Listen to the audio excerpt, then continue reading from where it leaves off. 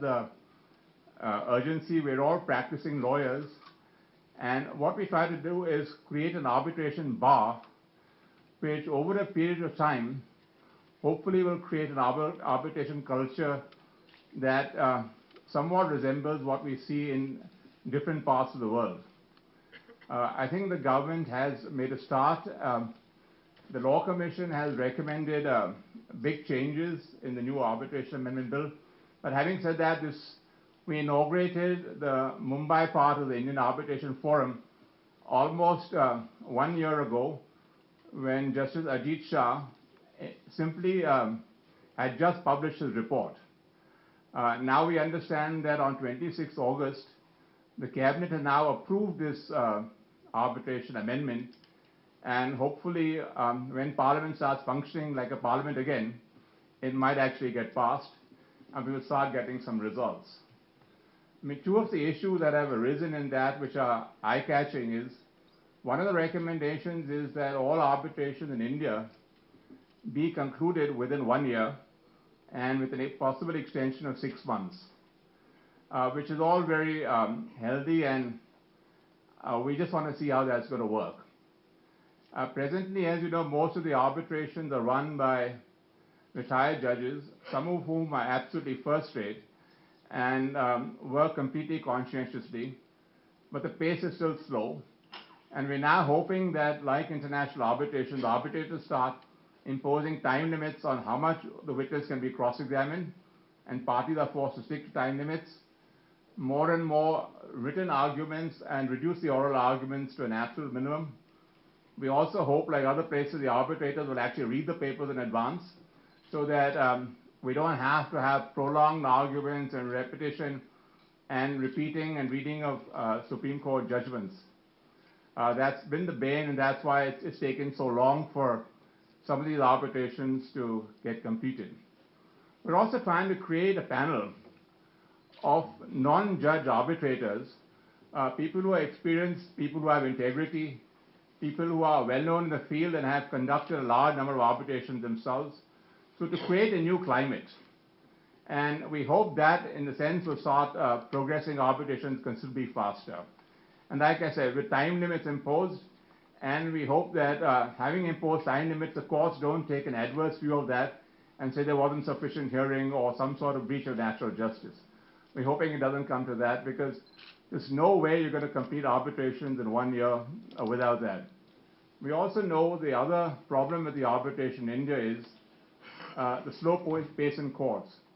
While the judges are more and more very pro-arbitration and giving fairly strong judgments in favor of upholding awards by and large, the problem is it just takes so long to get a hearing, and then you have 3 rounds. You have one in either the High Court or the District Court, 1 round in appeal, and then potentially the Supreme Court.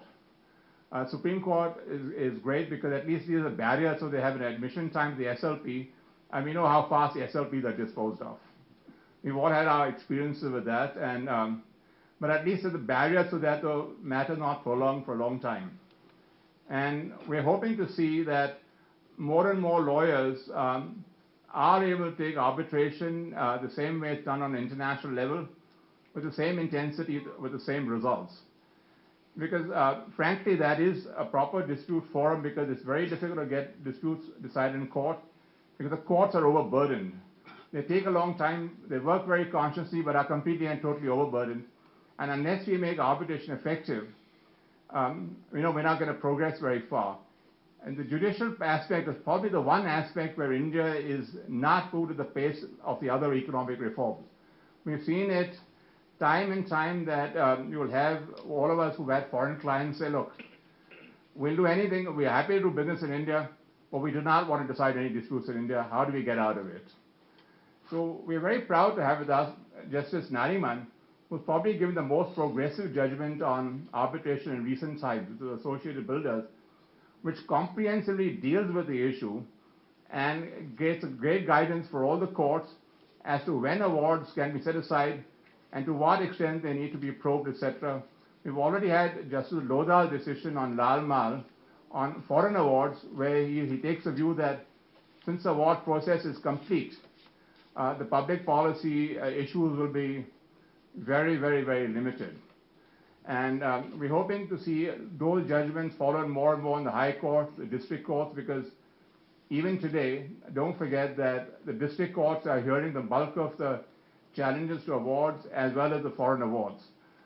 We've all had our own experiences there, so we don't want to comment on it further, but we're just hoping with this new regime, both with the Civil Courts Bill and the new arbitration amendment, we'll see progress in terms of speed. Therefore, ladies and gentlemen, we request you to support the Indian Arbitration Forum, become members, follow us on the website. All we're trying to do is instill efficient practices so that the arbitration process is not prolonged and dragged out forever. We also hopefully that as sooner or later we will present an alternative list of arbitrators where parties, clients, courts can consider appointment instead of the same retired judges who are completely overburdened and will simply not be able to finish the arbitrations in the manner laid down by the court.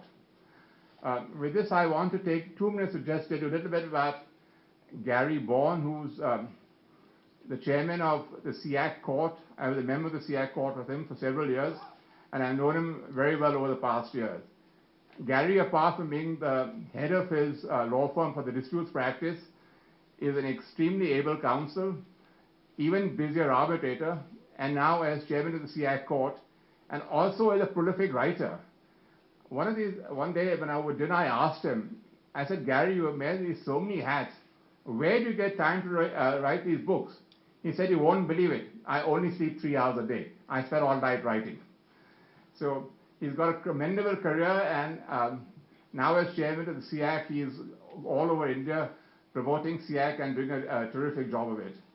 Of course, Justice Nariman needs no introduction. We all know him at the bar and at the bench, and like I said, we're very proud of his recent judgments on arbitration, which have been real eye-openers for most of us. Won't take more time now. We'll now request Gary